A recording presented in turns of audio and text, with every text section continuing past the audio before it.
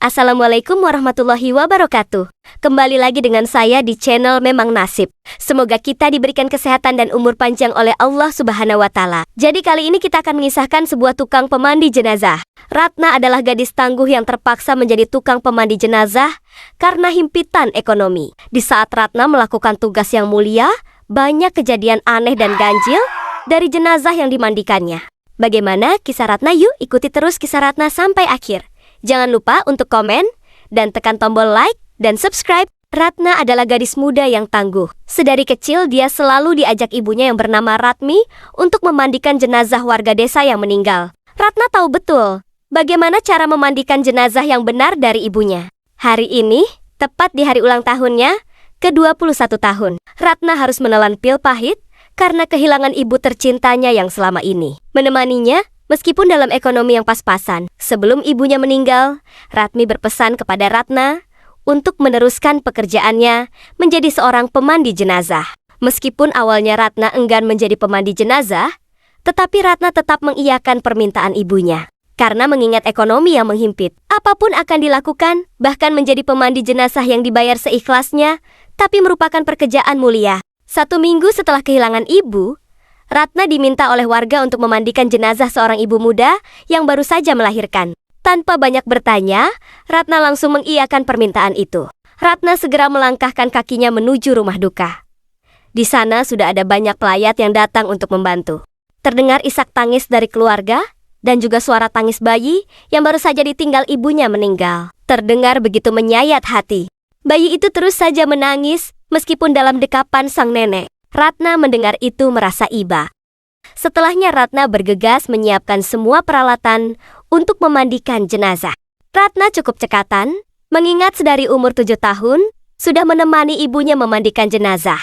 Sebelum memandikan jenazah terlebih dahulu, Ratna berdoa dulu kepada Allah Subhanahu wa Ta'ala. Di saat akan memulai memandikan jenazah, Ratna dibuat heran karena melihat jenazah ibu muda itu masih mengeluarkan air mata. Seperti merasakan kesedihan terdalam karena harus meninggalkan bayinya yang baru lahir. Ratna juga dibuat syok saat melihat jenazah seperti lebam-lebam dan mengeluarkan darah dari mulutnya. Saat tengah fokus memperhatikan tubuh jenazah, tiba-tiba saja terdengar dari arah belakang. Terdengar suara rintihan, minta tolong. Tolong! Hu. Refleks Ratna menolehkan kepalanya ke belakang, tapi tidak ada siapapun di sana. Tak mau terlalu lama, Ratna bergegas menyelesaikan tugasnya. Dengan cekatan Ratna memandikan mayat ibu muda itu dengan hati-hati dan perlahan. Karena jenazah harus diperlukan dengan baik, jenazah juga masih merasakan sakit. Di tengah memandikan jenazah, Ratna merasakan ada yang memperhatikannya dari belakang. Seketika itu juga bulu kunduk Ratna berdiri. Tapi Ratna tetap menjalankan tugasnya meskipun ada secuil rasa takut di hatinya. Setelah beberapa jam berkutat memandikan jenazah ibu muda itu, Ratna segera berpamitan ke keluarga yang sedang berduka untuk kembali pulang karena tugasnya mengurus jenazah sudah selesai. Tak lupa keluarga duka memberikan amplop berisi uang kepada Ratna sebagai tanda terima kasih. Meskipun Ratna tidak mematok harga dan dibayar seikhlasnya, tapi Ratna merasa senang karena bisa membantu. Sesampainya di rumah, Ratna langsung membersihkan dirinya karena habis memandikan jenazah. Saat Ratna membasahi rambutnya, Ratna melihat ada kaki pucat di depannya. Refleks Ratna langsung mengerahkan pandangannya ke depan. Dan saat ke depan, Ratna melihat ada sosok wanita muda dengan rambut panjang menjuntai ke depan. Meskipun tertutup rambut, Ratna masih bisa mengenali kalau itu adalah sosok yang baru saja dia mandikan. Dengan bibir bergetar Ratna berkata, "Mau apa kamu?" Sosok di depannya hanya diam. Tidak mau menjawab pertanyaan Ratna, tapi langsung menghilang begitu saja. Sejenak Ratna dapat bernapas lega, tapi tidak lama terdengar suara rintihan yang menyayat hati. "Tolong aku Ratna, aku jadi mati begini karena ulah selingkuhan suamiku. Aku tidak ikhlas." Dek, Ratna langsung mencari sumber suara itu, tapi tak menemukan apapun. Bergegas Ratna menyelesaikan ritual mandinya. Setelah selesai Ratna segera ke kamar karena ingin beristirahat. Di saat tengah memikirkan suara yang ia dengar di kamar mandi tadi, dalam hati Ratna berkata, "Bagaimana cara aku membantumu?" Kata Ratna.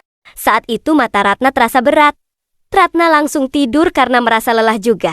Saat tidur lelap, Ratna dimimpikan sosok ibu muda yang ia mandikan tadi. Di dalam mimpi sosok itu berkata, "Tolong aku Ratna. Aku dikirimi santet oleh selingkuhan suamiku. Dan suamiku juga tahu itu." Sambil terus tersiak sosok itu kembali berkata, "Tolong sampaikan kepada keluargaku Ratna. Aku tidak mau anakku dirawat oleh wanita jalang itu dan suamiku yang jahat. Aku menyimpan semua buktinya di lemari.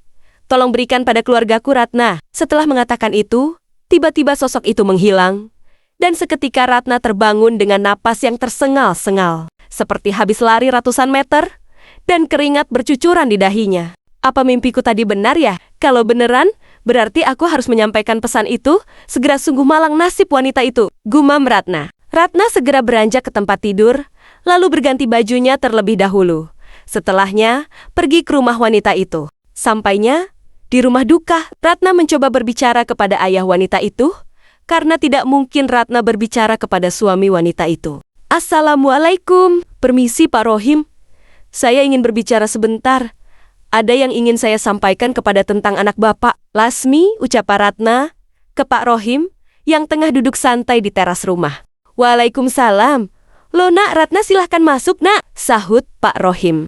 Ratna masuk ke dalam rumah dengan langkah berat. Dan mulai berhati-hati, Ratna mulai menceritakan semuanya dari awal keanehan saat memandikan jenazah anaknya, sampai mimpi Ratna alami. Sontak Pak Rohim kaget bukan main mendengar cerita Ningsih.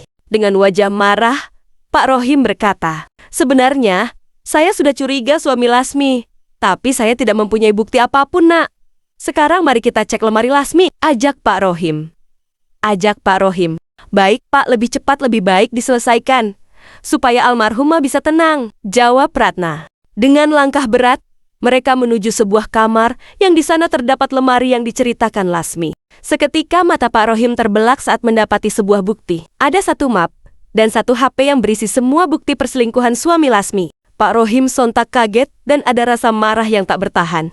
Dengan tergesa-gesa Pak Rohim menuju ruang keluarga. Di sana terdapat seluruh keluarga dan juga suami Lasmi. Pak Rohim berkata dengan lancang. Seluruh keluarga kaget. Tak terkecuali suami Lasmi yang sedang duduk termenung. Dia begitu syok. Dengan rasa takut suami Lasmi mencoba mencari alasan. Tapi dengan bukti itu, dia tidak bisa lagi mengelak. Saat itu juga Pak Rohim mengusir suami Lasmi dari rumah dan tidak boleh lagi menemui cucunya yang malang itu.